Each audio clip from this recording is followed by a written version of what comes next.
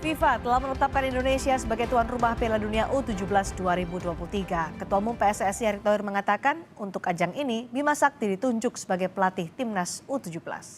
Erick Thohir menyebut penunjukan Indonesia sebagai tuan rumah Piala Dunia U17 adalah kesempatan timnas Garuda Muda menunjukkan kemampuan di tingkat dunia.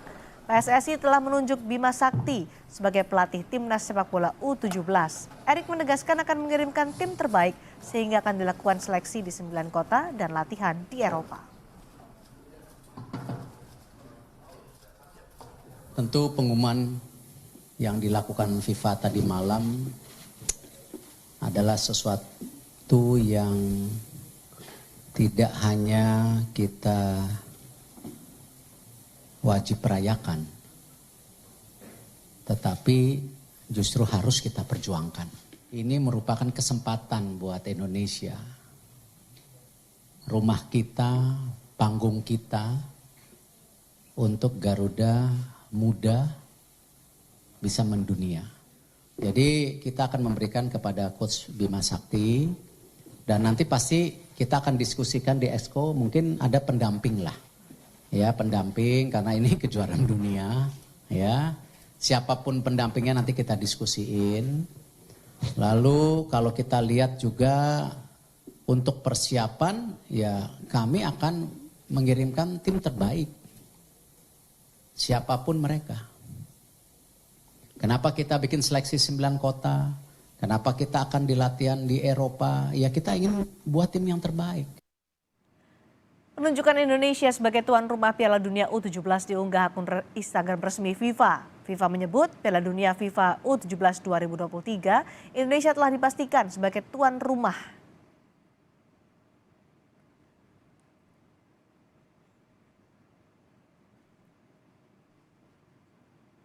Berkaca pada gagalnya Indonesia menjadi penyelenggara Piala Dunia U20, apa yang harus disiapkan oleh Indonesia untuk menyukseskan perhelatan Piala Dunia U17 mendatang? Kami akan membahasnya bersama pengamat sepak bola Anton Sanjoyo. Selamat malam Bung Joy. Selamat malam Cindy. Bung Joy, kurang beberapa bulan lagi menuju perhelatan Piala Dunia U17, Indonesia ditunjuk sebagai tuan rumah. Siapkah Indonesia jadi tuan rumah? Pasti siap ya, karena kemarin kan Indonesia gagal menjadi tuan rumah U20. Ya. Sementara kan fasilitas stadionnya menurut saya ketika gagal itu sudah 80-90% siap. Ya tinggal finishing touch terakhir lah 6 stadion yang disiapkan untuk U20 itu. Jadi kalau soal prasarana dan sarana saya rasa tidak terlalu masalah. Karena stadion-stadion itu sudah kalau itu tinggal dipencet tombolnya aja mereka udah siap lagi gitu loh. Oke. Cuma memang kan ini persiapannya untuk Piala Dunia ini kan kemarin kita belum teruji karena gagal. Jadi kemarin kita ujiannya hanya di FIFA Matchday. Itu pun rasanya belum terlalu maksimal ya soal penjualan tiket dan macam-macam sudah bagus. Tapi mungkin yang lain karena ini kan ada 24 negara yang akan datang. Ya. 23 negara yang akan datang. Jadi itu mungkin challenge-nya, tantangannya akan jauh lebih besar. Oke, itu dari sisi prasarana atau infrastruktur. Ada 6 stadion yang kemungkinan menjadi calon lokasi pertandingan ya, Mas Jo. Tapi kalau melihat penggawa tim U17 Indonesia pada final Piala Dunia ini, Erick Thohir menyatakan masih akan melakukan seleksi, kemudian juga ada TC atau pelatihan terpusat dan akan berlatih tanding hingga ke Eropa. Cukup waktu nggak, Bung Joy, soal ini? Nah, ini memang persoalan. Indonesia kan kemarin gagal lolos ke Piala Asia U17 kan. Dan yang lucu adalah yang menggagalkan Malaysia, tapi Malaysia nggak dapat giveaway tuan rumah, jadi mereka gigit jari. Tapi yang penting adalah bahwa Indonesia ini memang kan tidak punya tim usia muda yang benar-benar matang di kompetisi, gitu loh. Itu persoalannya Cindy. Oleh sebab itu kemarin itu backbone-nya, tulang punggungnya bisa tim yang gagal di Piala Asia. Tapi mungkin memang harus menambah. Nah, karena tidak ada kompetisi berjenjang yang rutin di kota-kota di seluruh Indonesia, makanya harus dilakukan seleksi lagi di 9 kota gitu loh. Karena seleksinya saya nggak tahu bagaimana, karena kan orang biasanya menyeleksi pelatih top sekalipun menyeleksi itu kan dari kompetisi gitu loh. Ya, ya. Nah ini menyeleksinya caranya gimana saya masih belum tahu. Tapi memang pasti akan ada inside information dari coach-coach di sejumlah kota. Tapi kan nggak bisa dilihat oleh Bima Sakti secara utuh gitu loh. Ini challenge yang besar sekali buat Bima Sakti untuk memilih pemain ya. Tapi saya yakin dia bisa karena dia terbiasa dengan pemain-pemain muda. Jadi harusnya sih tim yang disiapkan jauh lebih matang daripada yang gagal kemarin di Piala Asia U17. Oke, siapa saja Bung Joy yang berpotensi dijaring dari karena tadi disebutkan direktur bisa diambil dari tim U16 dan juga tim U17.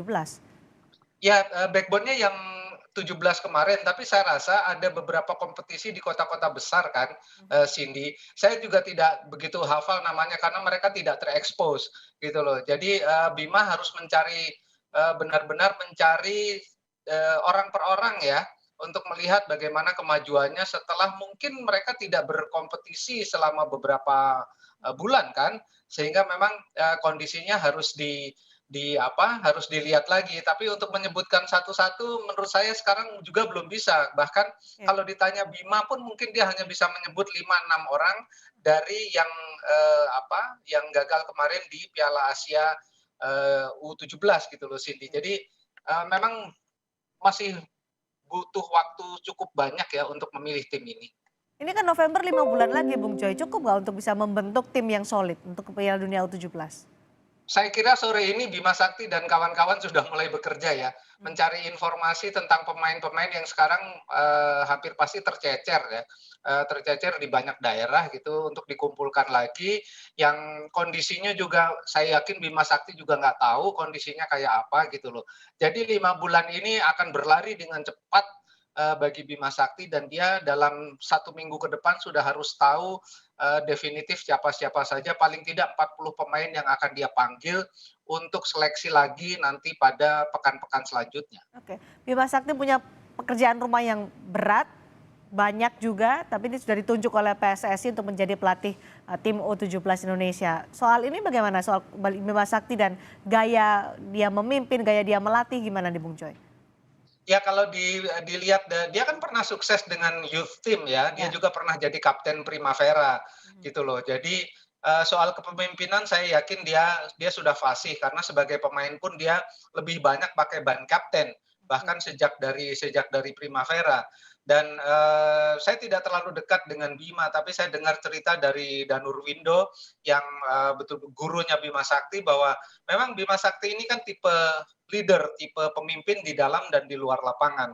Jadi saya yakin dia bisa memegang anak-anak muda ini karena dari sejak dia remaja dia sudah menjadi pemimpin gitu loh. Oke. Jadi saya sih tepat ya penunjukan Bima Sakti ini menurut saya karena dia memang pernah sukses bersama youth team, dia pernah menjadi kapten Primavera, kapten tim Indonesia juga di senior.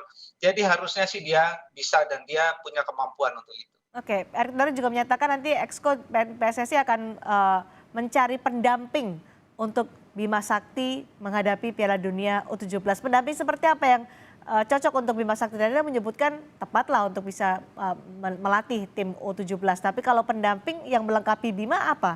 Kualifikasi apa itu? Ya kemarin kan sebetulnya ketika timnya Indra Safri sukses di SEA Games juga kan di sana ada Bima Sakti Ya. gitu loh. Jadi kalau Indra Safri juga bisa menjadi dalam tanda kutip asisten pribadi kek atau apa, ada Kurniawan Dwi Yulianto juga yang dekat dengan dia sejak di Primavera. Jadi menurut saya ya lebih kepada asisten dan penasihat. Mungkin dia butuh seseorang yang lebih senior dari dia. Mungkin dalam hal ini malah Indra Safri sendiri gitu ya bisa menjadi penasihat yang mungkin tidak terlalu resmi tapi dia mendampingi Bima Sakti karena Bima pasti juga butuh teman untuk diskusi. Saya kira dia akan didampingi oleh Kurniawan Dwi Yulianto, saya cukup yakin sebagai asisten dan mungkin Indra Safri akan menjadi penasihat lah di dalam tim itu. Oke, kalau melihat kualitas tim U17 di kualifikasi Piala Asia nih, pendapat Bung Joy seperti apa menghadapi Piala Dunia nanti? Apa yang Nah harus ini memang dievaluasi? ini memang PR besar ya bagi Bima karena secara kualitas sebetulnya Indonesia untuk tampil di Piala Asia pun nggak bisa gitu loh. Jadi memang harus ditingkatkan kualitasnya secara cepat, tapi itu bukan pekerjaan yang mudah, bahkan hampir mustahil. Nah, bahkan lawan-lawannya nanti adalah kelas dunia semua. Eropa ada Inggris, Prancis, ada Spanyol, Brazil, Argentina dari CONMEBOL, ada Meksiko juga dari zona Amerika Tengah. Jadi memang ada Senegal dari Afrika. Jadi memang ini pekerjaan yang besar sekali, tapi overall sebetulnya kalau di kelompok umur U17, meskipun Indonesia gagal di Piala Asia, kita bisa memberikan perlawanan. Nah, Indonesia bisa memberikan perlawanan asal kualitasnya naik sejak gagal di Piala Asia U17 gitu loh. Ini yang menjadi pekerjaan besar bagi Bima dan siapapun nanti yang akan mendampingi. Tapi Apa yang saya harus rasa sih dievaluasi, Bung Joy? hampir semua ya ketika kemarin kan kalahnya cukup besar ya lawan Malaysia gitu. Jadi memang faktor mental ini anak-anak masih muda, mereka tidak terbiasa dalam kompetisi yang reguler. Jadi ketika mereka ketinggalan 1 gol, itu cepat merembet, mereka moralnya jatuh dan kalahnya telak sekali lawan Malaysia terakhir. Jadi memang faktor mental menjadi prioritas bagi Bima Sakti. Jadi kalau mereka nanti misalnya melakukan TC ke Eropa, harusnya sih mental mereka makin bagus ya, asal jangan dikasih lawan-lawan yang terlalu tinggi kualitasnya atau terlalu rendah. Jadi harus dicari yang benar-benar tengah tapi bisa menaikkan kualitas mental dari anak-anak U17 ini. Oke, peluangnya gimana nih Bung Joy? Sangat tergantung pada hasil undian dan untungnya Indonesia pasti akan berada di grup A sebagai tuan rumah dan mungkin tidak akan ketemu tim-tim yang sangat kuat untuk pertandingan-pertandingan pertama. Kemungkinan tidak akan bertemu Inggris atau Prancis, tapi mungkin bisa ketemu Spanyol gitu loh. Karena mereka akan terpisah di dalam 6 grup gitu loh. Tapi kemungkinan juga akan ketemu tim Afrika juga yang sangat kuat gitu loh. Ada Senegal, juga ada Meksiko gitu. Jadi memang kalau saya pikir sih untuk bisa lolos saja dari babak grup, lalu kemudian mungkin Indonesia bisa lolos lewat jalur posisi terbaik ketiga. Ada 4 tim yang akan dipilih dari posisi nomor 3 di grup gitu loh. Jadi juara-juara grup dan runner up akan ke babak knockout ditambah 4 tim dari peringkat 3. Mungkin Indonesia bisa lolos dari peringkat 3. Oke, ini kan kesempatan yang luar biasa Bung Joy bisa tampil di ajang Piala Dunia gitu untuk tim U17. Apa yang kemudian bisa didapatkan dari tampil di ajang sebesar Piala Dunia ini? Ya memang ketika kemarin U20 pun akan menjadi tuan rumah Indonesia, sebetulnya kan memang yang diharapkan adalah menimba pengalaman di lapangan melawan tim-tim yang kelasnya lebih tinggi dari Indonesia.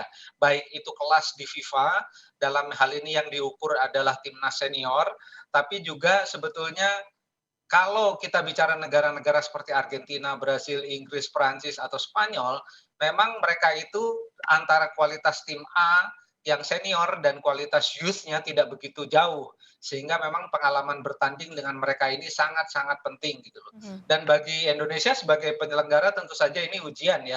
Karena kemarin kalau hanya mendatangkan Palestina atau Argentina itu hal yang tidak terlalu sulit. Tapi mendatangkan 23 tim kelas dunia semua itu jadi persoalan besar. Jadi itu juga ujian.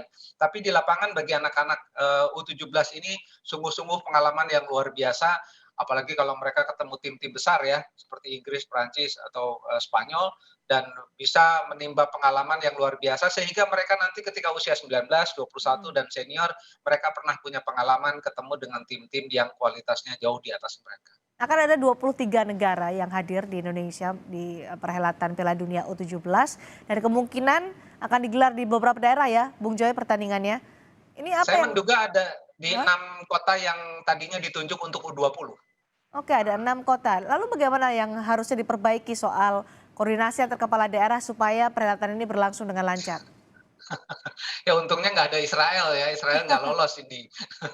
Jadi Bali itu bisa menggelar, Jawa Tengah juga, bahkan saya tadi baca berita juga Solo, Stadion Manahan, wali kotanya yang anak presiden itu sudah menyatakan Solo siap gitu loh. Jadi memang harusnya sih tidak bergeser dari 6 kota yang sudah ditunjuk untuk U20 ya.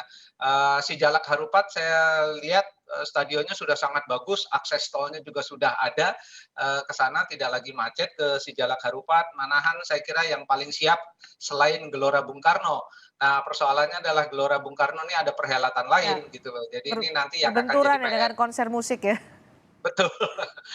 Betul, nanti siapa yang akan mengalah atau saya kira memang yang di Jakarta yang paling layak adalah Gelora Bung Karno. Karena Gelora Bung Karno ini satu-satunya stadion di Indonesia standar internasional yang punya perimeter. Stadion lain nggak punya perimeter. Jadi dari sisi keamanan memang paling bagus Stadion Gelora Bung Karno itu. Oke, nanti masih akan dilihat standarnya bagaimana oleh FIFA, tapi kita tunggu nanti bulan November ya, Bung Joy. Indonesia Betul. akan tampil di Piala Dunia U17. Terima kasih Bung Anton Sanjoyo sudah bergabung di Sapa Indonesia malam hari ini.